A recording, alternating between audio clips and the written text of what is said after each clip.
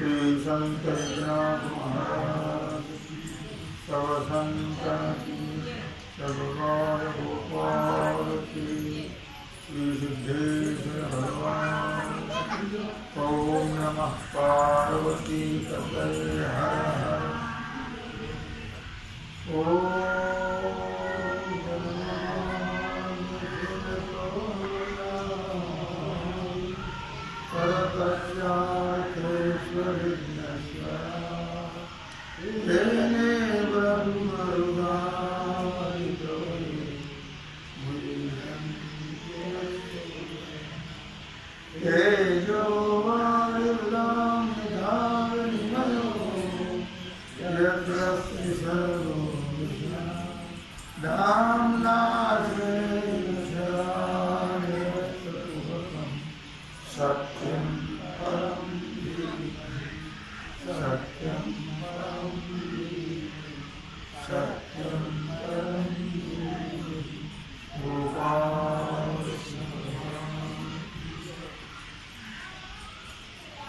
मने वाचा जैसा जो व्यापार होय तो मी करीत आहे ऐसे न म्हणे. भगवान सिद्धेश्वराच्या असीम कृपेनं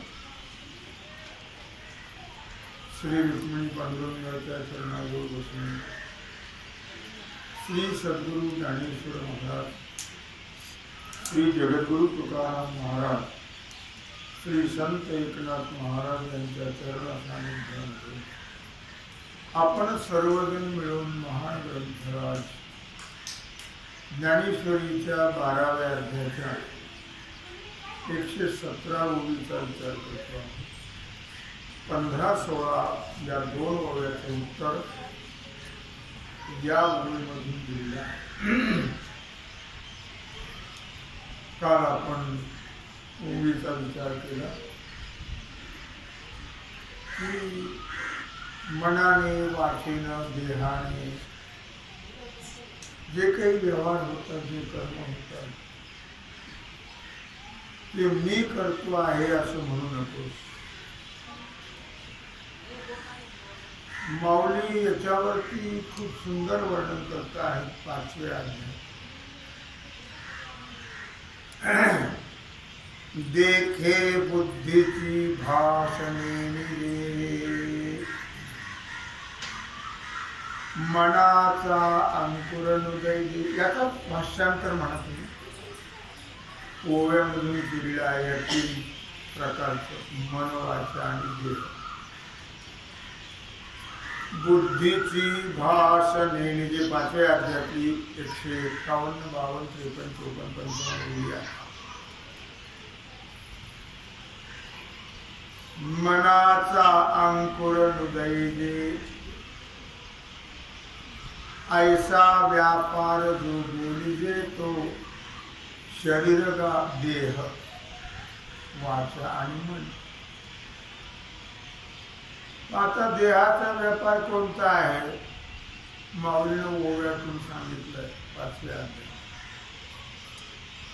देखे बुद्धीची भाषणे निजे. पहा म्हटले अर्जुना, बुद्धीची भाषा न जाणता, नेनिजे म्हणजे न जाणता, म्हणजे बुद्धीचा कर्माचा निश्चय, बुद्धीचा कारण निश्चयात्मक बुद्धी ही निश्चय हे अंतःकरणाचे 4 भाग आहेत. त्याला अंतःकरण चतुष्टय असं म्हटलेलं आहे. मग ते 4 भाग आहेत का अंतःकरणाचे? नाही, अंतःकरण एकच आहे, पण कार्य परत्वे त्याला 4 नावं दिले. कार्य संकल्प विकल्पात्मक मना, संकल्प विकल्प करते म्हणून मन. मागे म्हटले माऊली, त्याला मन म्हणायचंच नाही, संकल्प विकल्पच म्हणा. सा निश्चयात्मका बुद्धी, निश्चय करणारी बुद्धी, तिला ना निश्चयाचा जो विषय आहे त्याला बुद्धी नाव आहे. चित्त, चिंतनाच्या भागाला नाव दिलं चित्त. आणि कुठल्याही गोष्टीचा अभिमान भेटवून तर अहंकार, असं हे अंतःकरणाचे चार. आता बुद्धीची भाष नेणे, जे बुद्धीची भाषा न जाणता, कुठं कळते मनाची भाषा कळत नाही, बुद्धीची कळत नाही, अहंकाराची कळत नाही, चित्ताची कळत नाही, कशाची कळत नाही. उगे वेदांत शास्त्र त्याचे वर्णन केले म्हणून आम्ही चार भाग म्हणतो. नाही तर आम्हाला असं वाटतं मन स्वतंत्र आहे, बुद्धी स्वतंत्र आहे, चित्त स्वतंत्र आहे, अहंकार स्वतंत्र आहे, असं आम्हाला वाटतं. तसं भाग नाही येतो. हे मन, बुद्धी, चित्त, अहंकार हे स्वतंत्र नाही आहे. हे अंतःकरणाच्या चार विषयामुळे किंवा चार कार्यामुळे ही चार नावं त्याला दिली. बाकी विभागणी नाही. जसं एकाच बाईला आत्या म्हटल्या जातं, आई म्हटल्या जातं, काकी म्हटल्या जातं, मावशी म्हटल्या जातं, नावं चार, बाई एकच.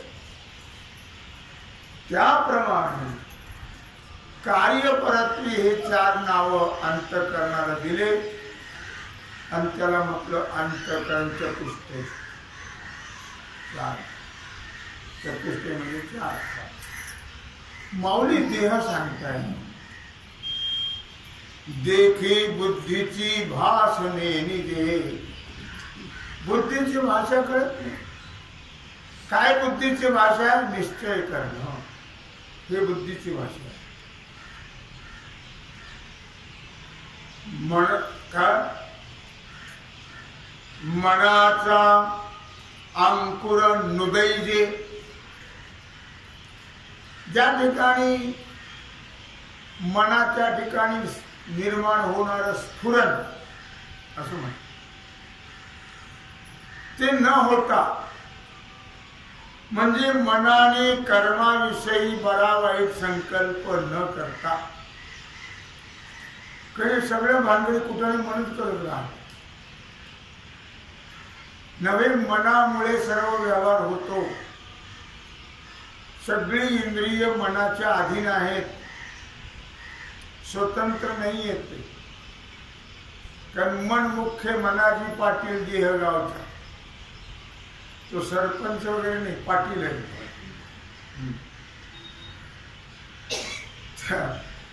पाटील पाटील म्हटलं की एकच असायचं पूर्वी. सरपंच म्हटलं बरेच येतात त्याला, पोट विभागते.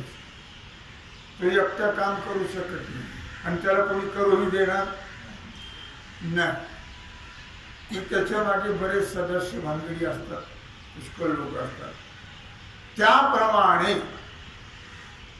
मन जे आहे हे मन सगळ्यावर कंट्रोल ठेवतं. तुम्ही काल आलं नाही, माझ्या मनातच नव्हतं. मनात आलं तर कोणती गोष्ट, तुम्ही काल जेवलं नाही असं नाही ना, माझ्या मनातच आलं नाही जेवायचं असं कधी होतं नाही. हो, तुम्ही चहा नाही घेतला, माझ्या मनातच आलं नाही असं कधी होतं. हो, काही गोष्टी मन मुद्दाम टाळतं आणि परमार्थिक गोष्टी तर टाळतच. मनाला परमार्थ आवडत नाही. म्हणून समर्थाच्या मनाचे श्लोक पहा, सगळ्या मनाला उपदेश केला. पहिलं सांगितलं, म्हणा सज्जना भक्ती पंथेची जावे, तरी श्रीहरी पाविले तो स्वभावे. मना वाईट सर्व सोडून द्यावे, पुष्कळ खूप सांगितलेलं. सगळ्या संतांनी मनाला उपदेश केला. मना एक करी, मने मी जाईन पंढरी, विटेवरी हरी काही देखेन सावळा. मग सांगशील ते करील काम. तुकोबाराय म्हणतात मना एक करी, म्हणे मी जाईन पंढरी. मी पंढरीला जाईल, विटेवरचा सावळा पाहिल. मग तू सांगशील त्याचं शिल्लक राहिलं तर आपलं राहत, आपलं जात नाही. पंढरपूरला येऊन जाऊन पांडुरंगाला पाहिल्यावर मन राहतच नाही. मग सांगशील ते करील काम. सांगायला राहतं कुठं ते? मन हे राम झाले, मन हे राम झाले. आपलं मन कुठंच जात नाही, काहीच होत नाही. तर आपलं मन सगळं संसारातच. मन एव मनुष्याणाम कारण बंध मोक्ष. ते बंधात घालतं, मोक्षाकडे बहुतेक जातच नाही. पण त्याच्यावर दोन गोष्टी अवलंबून आहेत, बंध आणि मोक्ष. मनामुळे बंधन, मनामुळेच मोक्ष. म्हणून मनाचं स्फुरण न होता, म्हणजे मनाने कर्माविषयी बरा वाईट संकल्प न करता. बरा वाईट त्याच्यावर मी बोललो, हे सगळं बरं वाईट जे संकल्प विकल्प केल्या जातात ते मनच करतं कुठे नाही करत. काय अर्थात म्हणून जो व्यापार होतोय, मनाचा जो व्यवहार आहे, त्याला केवळ बुद्धीचा, मनाचा हा व्यवहार तो शारीरगा ऐसा जो व्यापार बोलीजे तो शारीरगा, तो शरीराचा आहे. म्हणून त्याला देह असं दिलं. हेच मराठे परेशी, तरी बालकाची चेष्टा जैशी. योगिये कर्मे करीती तैशी, केवळ तनु देह. तीन गोष्टीने व्यापार होतो, मन, बुद्धी आणि देह. तर देहात चालले आता सुरुवात. अर्थात मराठे परियेश, याचा अर्थ मी तुला मराठी भाषेत सांग, हिंदी इंग्लिश नाही. तेव्हा हिंदी फार नव्हतं आपल्याकडे आणि इंग्लिश तर नव्हतंच. माऊलीच्या काळात इंग्लिशचा पत्ता नाही, तर त्यांनी बी काही शब्द घातले. मराठी पाहिजे म्हणून हेच मी तुला सांगतो. पण आपण बोलतो मराठी कळतं नाही. मराठी परियेशी म्हणजे मराठी भाषेमध्ये सांगतो, ऐक. कारण माऊलीला मराठी भाषा फार आवडते.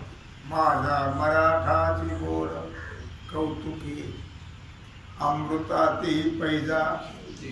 आम्हाला उष्ट्या पत्रावळ्या चाटायची सवय आहे, आता झाली. माऊलीला नव्हती. इंग्लिश म्हणजे उष्ट्या पत्रावळ्या आहेत, लक्षात ठेवा. म्हणून म्हटलं या माझा मराठाची बोल होती, अमृतातेही पैजा जिंके. ऐशी अक्षरे रसिके मेळविन. तेव्हा ही मराठी भाषेत सांगतो ऐक. ज्याप्रमाणे दृष्टांत दिला त्याला, अत्यंत लहान मूल आहे, त्या लहान मुलाचा जो काही व्यवहार होतो, व्यापार होतो, सगळ्या इंद्रियाकडून त्याचा व्यापार होतो. पण ते काही जाणत नाही काय होतंय आपल्या इंद्रियाकडून. त्याला इंद्रिय माहित नाही, त्याला काहीच कळत नाहीये. त्याप्रमाणे योग्यांचा जो व्यवहार आहे, व्यापार आहे, तो फक्त शरीराने होणारे कर्म आहे. देह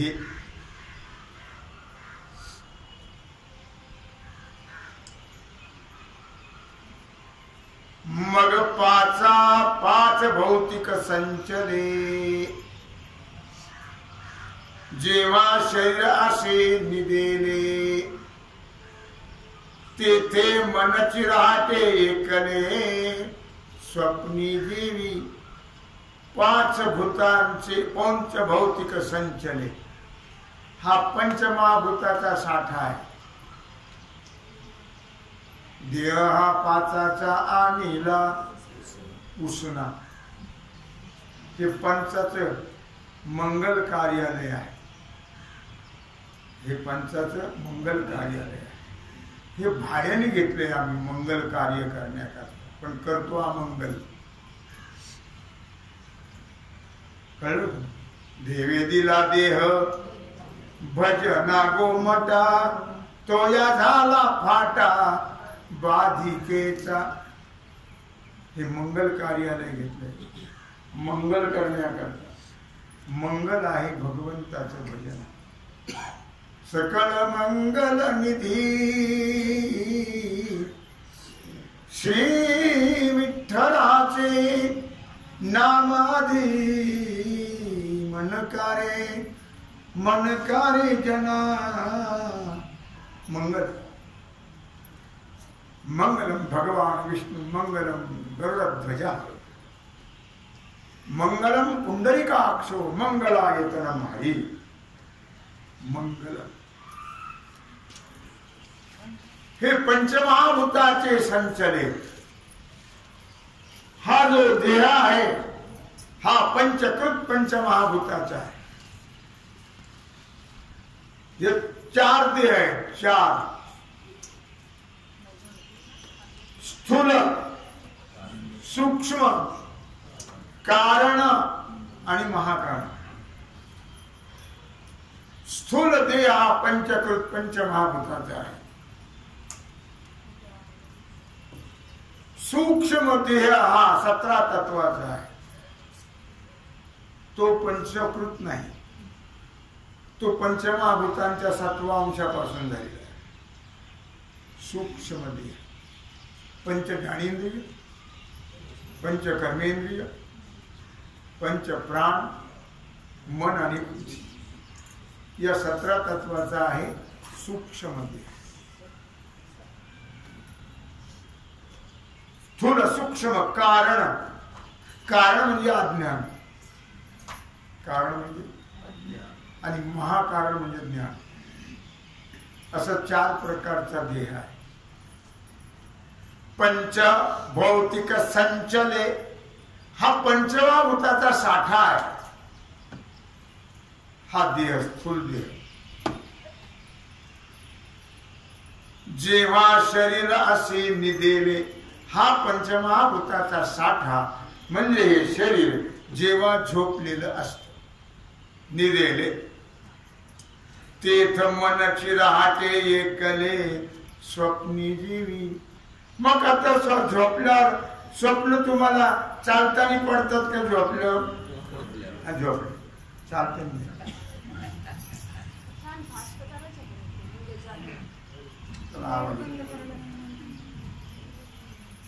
आलं लक्षामध्ये काय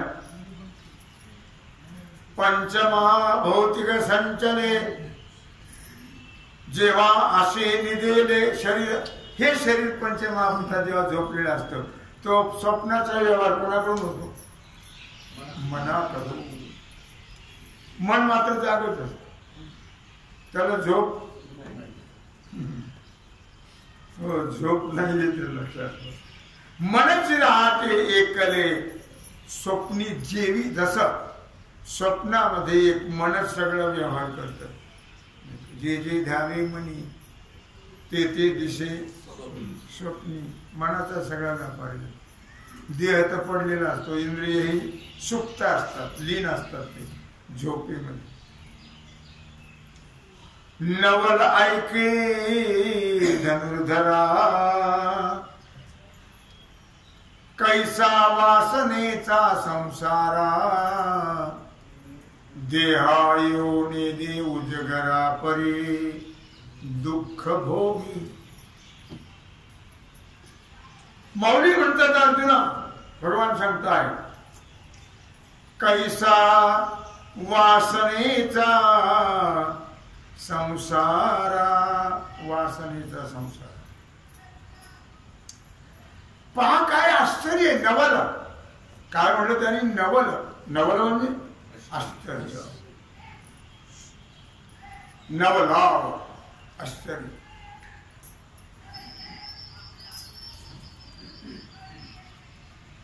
इंद्रिय जे आहेत ते इंद्रिय सुद्धा आश्चर्य सांगतायत. स्वप्नामध्ये इंद्रिय आहेत, देह आहेत, पण लीन असतात सगळे झोपेमध्ये. नुसता वासनेचा संस्कार, हे सगळं वासनेचं काम आहे. म्हणजे वासनेचा संसार केला जातो, संसार मांडला जातो.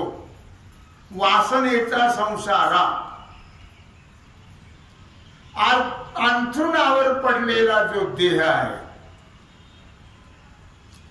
तो देह सुप्त आहे.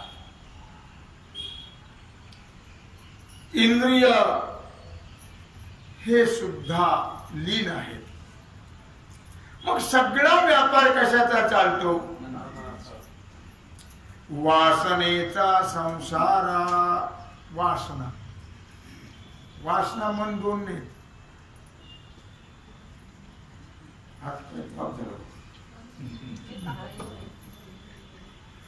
वासनेचा संसार.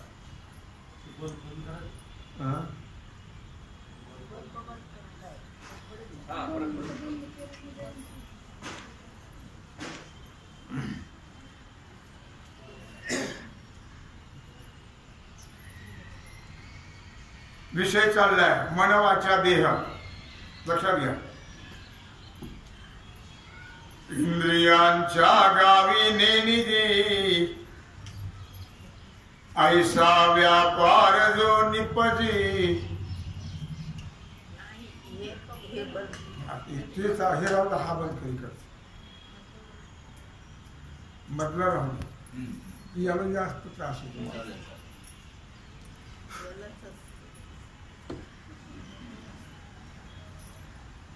इंद्रियांच्या गावी नेनिजे ऐसा व्यापार जो निपजे. जो केवळ गा म्हणिजी माणसाचा. इंद्रियाला माहितीच नाही. इंद्रियाच्या गावी नेनिजे, तुम्ही त्या गावाला सुद्धा गेला नाही, म्हणजे तुम्हाला ती माहिती नाही. ऐसा व्यापार, इंद्रियाला माहित नाही असा जो व्यापार होतो तो केवळ गा म्हणजे माणसाचा. तो सगळा व्यवहार मनावरच अवलंबून आहे. योगी तो ही करीती पै कर्मे नेणे तेने न बंधिजती. ज्ञान योगी, भक्त योगी, हे जे योगी आहेत, योगी, हे योगी त्यांचा व्यवहार होत नाही. होतो. योगी येतो ही करीती परिकर्मे ते न बंधिजती. करतात ते व्यवहार, त्यांचा होत नाही. त्यांना प्रपंच नव्हता काय होता. संत महात्मे भक्त सारा प्रपंच होता, पण प्रपंचात ते नव्हते आणि प्रपंचही त्यांच्यात नव्हतं. आपण प्रपंचात आहोत आणि प्रपंच आपल्यात आहे.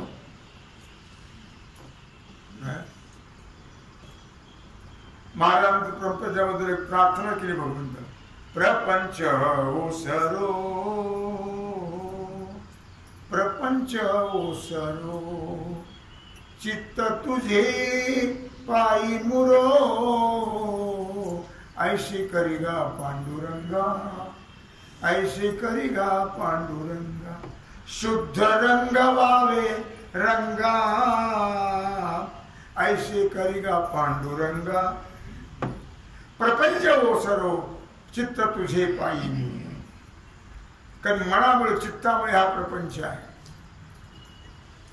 म्हणून योगी करतात ते सर्व, ते होतो त्यांच्याकडून, संसार त्यांचा होतो आणि बाकीचे करतात का? बाकीच्यांचा होतोच, पण कर्तृत्वाचा अहंकार घेतात.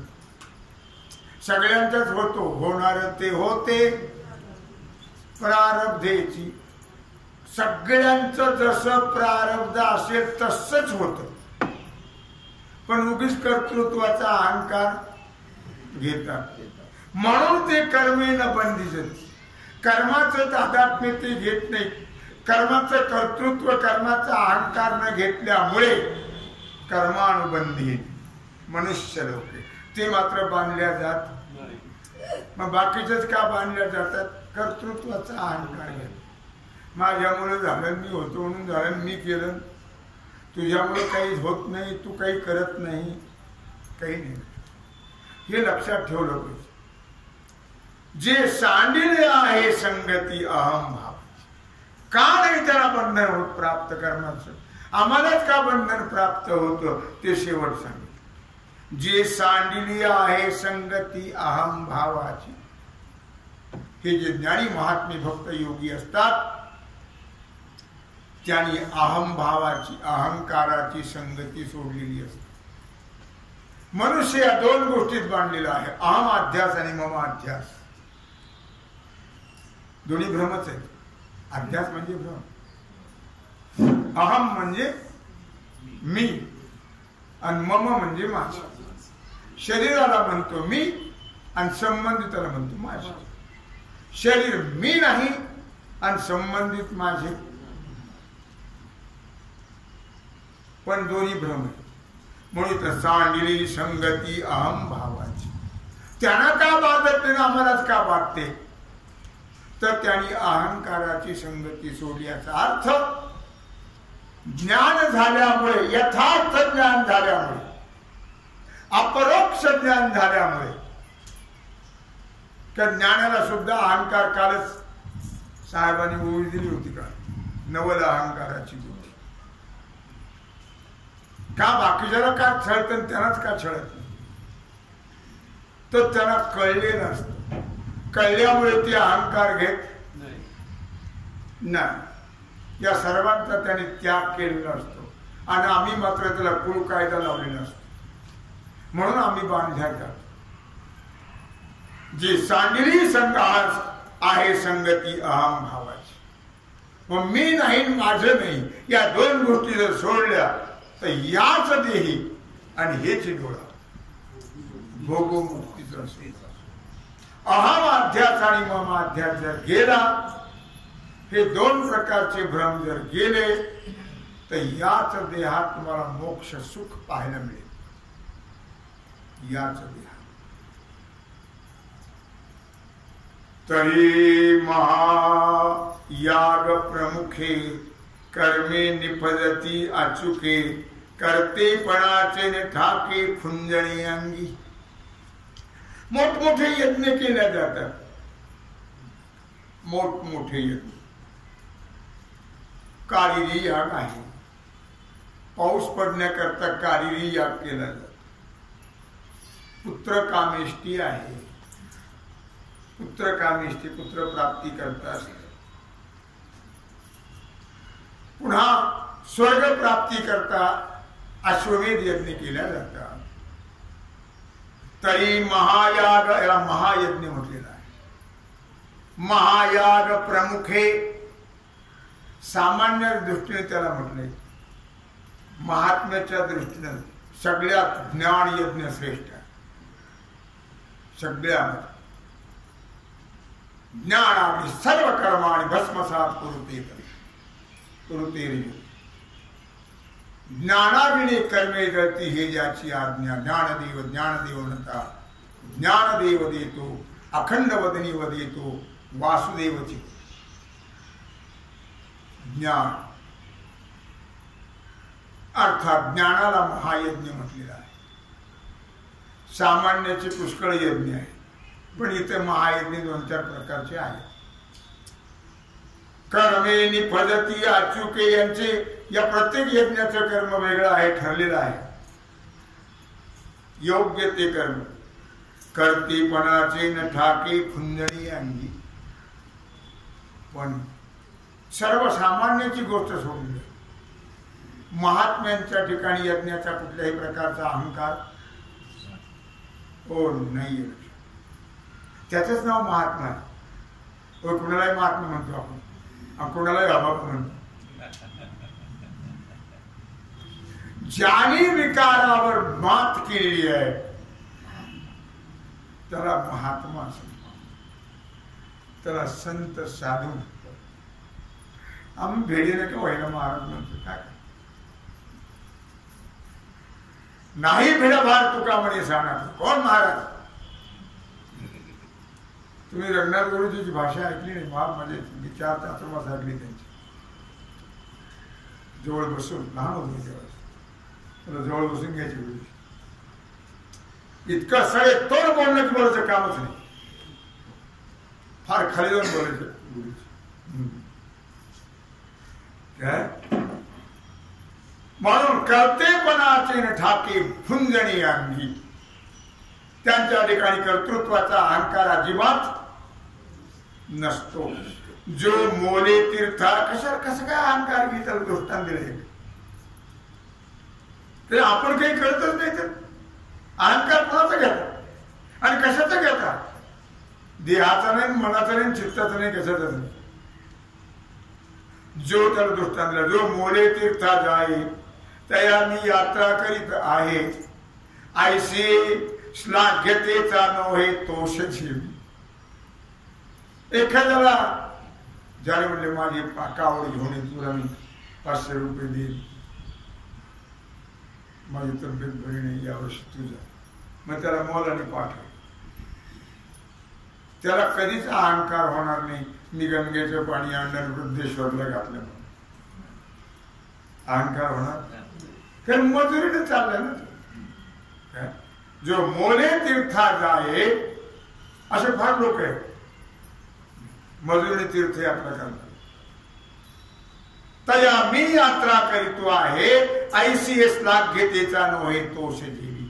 त्याला कधीच मोठेपणाचा आनंद व्हायचा किंवा केल्याचा आनंद होणार किंवा मुद्रा समर्थाची जो एकवटू झोंबेराया तो मी जिनता ऐशिया गर्वा नाही. राजसेवक आहे. राजसेवक आहे. त्याच्यावर काय होईल? त्याच्या अंगावर शिक्का नसतो राजसेवकाचा, पण त्याने सेवकत्व घेतलेलं असतं.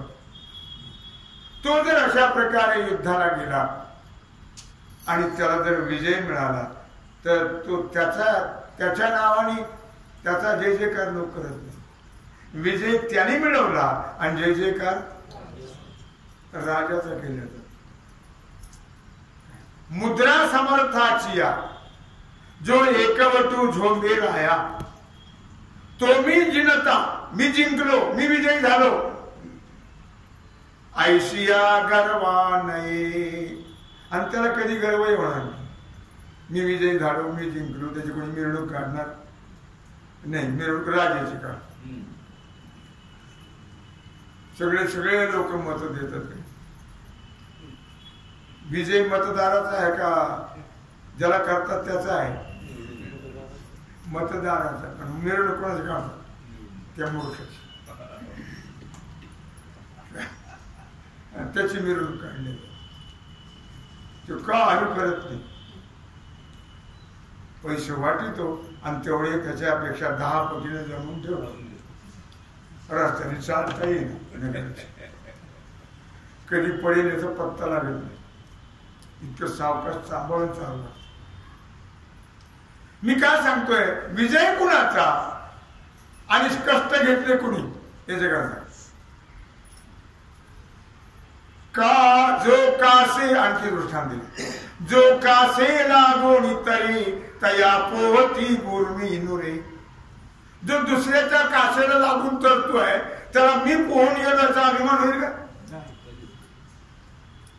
पुरोहित नाविष्कारे दातेपणे. पुरोहिताच्या हाताने दान केलं. कोणाचं? कोणी केलं? मालकाने. कोणी केलं? पण कोणाच्या हाताने केलं? पुण्य कोणाला लागलं? पुरोहिता. कसं काय लागलं? भले बापू त्याच्या हस्ते झालं ना. म्हणजे तो कोण? देणारा जो आहे त्याला पुण्य लागेल. संकल्प त्याच्या. पुरोहिताला कोण त्याची आधार संकल्प सोडून त्याला काही लागणार नाही. बघा हे पिढा हे उद्योगात नुसकान देवा. तैसे संपला दृष्टांत. सिद्धांत सांगतो तैसे कर्तृत्व अहंकारे नेगोण यथा अवसरे कृत्यादातांची मोहरे सारी जती. तैसे कर्तृत्व अहंकारे त्याप्रमाणे मनुष्य जो करतो अहंकार घेतो तो कशाचा? कर्तेपणाचा अहंकार घेतो. कशाचा घेतो? कर्तृत्व अहंकार. केलं तरी घेतो आणि नाही केलं तरी घेतो. केल्यावर घेतो अशातला भाग नाही. न केलं तरी घेतो. सवय माणसं काय? तैसे कर्तृत्व अहंकारे नेघोणी यथा अवसरे कृत्य जाताची मोहरे सारी जती. कर्तृत्व अहंकारे याप्रमाणे कर्तृत्वाचा जो अहंकार आहे तो यत्किंचितही त्याच्या ठिकाणी नसतो. त्याला यथार्थ कळालेलं असतं मी काहीच करत नाही. सगळं त्याच्यामुळे होत आहे. वृक्षाची पान म्हणून ज्ञानी अहंकार का घेत नाही त्यांना कळतं आणि सामान्य का घेतात त्यांना कळत नाही. हा त्याच्यातला फरक आहे. फेर आहे म्हणा काय. आणि म्हणून म्हटलं या ठिकाणी की परिहे मी त्याच्याकरता काय केलं? परिहे मी करीतू असे ऐसा आठवू त्यजी मानसे. देह अहंकार जर घालवायचा असेल तर मी हे करत आहे हा जो अहंकार आहे हा टाकून द्या. ऐसा आठवू त्यजी मानसे. मनातला तो काढून टाका. तैसेची पाणी दे असे फळाची. त्याचप्रमाणे आपण जे कर्तृत्व जे कर्म करतो त्याच्या फळावर पाणी सोडा तर तुम्हाला मोक्ष मिळेल. तर तुम्हाला भगवत प्राप्ती होईल. तर तो तुम्हाला स्वस्वरूपाची आत्मस्वरूपाची प्राप्ती होईल. सकाम भावनेनं केलेलं कर्म कधीच तुम्हाला मोक्ष किंवा ज्ञान देणार नाही. अंतकरण शुद्ध होण्याकरता निष्काम कर्म निष्काम उपासनाच करावी लागते. तरच चित्त स्थिर होतं आणि अंतकरण शुद्ध आणि त्या अंतकरणात ज्ञान होऊन मग मोक्ष होतो. अशा प्रकार. पण पाणी दे अशी फळाची. मग कुठलंही कर्म असेल तर ते अहंकार वृत्तीने करू नका. मी केलं असं म्हणू नका. पै अवज्ञा आणि कामना मातीच्या ठाई अर्जुना केली या दोन्ही पतना हेतू होती. आईच्या ठिकाणी दोन्ही नरकाला येणारे आहे. तिची अवज्ञा केली तरी नरकाची प्राप्ती होईल आणि तिच्या ठिकाणी कामना केली तरी नरकाची प्राप्ती. हे कर्म मी म्हणून मी हे कर्म आहे मी याचा करता आहे का आचरण या अर्था ऐसा अभिमान जने चित्ता रिघो देशी. हे कर्म आहे मी त्याचा करता आहे अशा प्रकारचं मी असं आचरण करीन अशा प्रकारचा अभिमान चित्तामध्ये अर्जुना प्रविष्ट होऊ देऊ नको. त्याला दृष्टांत दिला आणखी एक संपवायचा. साखरेचे कारले प्रौढ ते देठू काटेनिशी सर्व ही गोड. कळलं?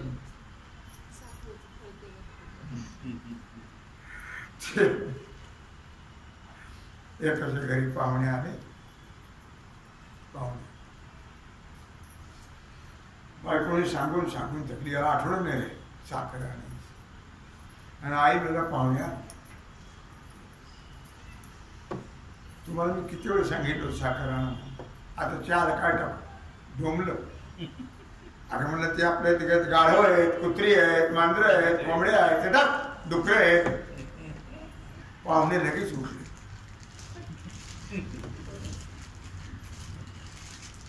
भगवान नव्हते, पारधी नव्हता का म्हटलं, तू पोरगे उभं टाक त्याला नामदेवा. कोंबड्या टाकल्या, गाया टाकल्या, सगळे ते केटके काय भरे ना. मग शेवटी आता ते भरेनाच म्हणलं, आता कशी भरणार ते पोरा टाकण, ते पोरगेला धूम पळून गेलं. त्याप्रमाणे ते टाक म्हटल्यावर पाहुणे उठले. पण बसा ना, चहा होते वेळेत चहा पाणी तुमच्याकडे का त्या चहा कुठं गाढवण कुत्रण तुकडे असं काय. अहो म्हणजे तसं नाही येते, साखर नाही म्हणून ते साखरेचे पोरावर खेळायला आणले ते म्हणून टाक म्हणलं. मग बसले पाहून कळलं. साखरेचे कारले प्रौढ. साखरेचे कारले म्हणजे साखर घालून केलेलं नाही, साखरेचं तयार केलेलं कारलं. त्याच्या बिया पण गोड, त्याचं मगज पण गोड, त्याचे काटे पण गोड, सगळंच गोड. आता साखरेचं कारलं म्हटलं. देठ काटेशी सर्व गोड, देठासुवासाचं सर्व. तेंद्रिया कर्म गुढ स्वादिष्ट सदृढ ब्रह्मार्पणे. त्याप्रमाणे देहाचे कर्म असोत, मनाचे कर्म असोत, चित्ताचे कर्म असोत,